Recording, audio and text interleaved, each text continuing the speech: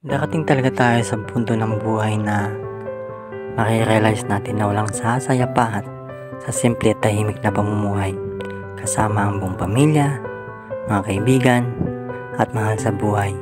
Yung tipong di mo kailangan makipagkarera sa takbo ng oras at mga bagay-bagay, kasi sa bawat pitik ng minuto kasama ang mga mahal mo sa buhay, at kahit sa mga simpleng at maliliit na bagay, ibang ligaya at saya ang may bibigay.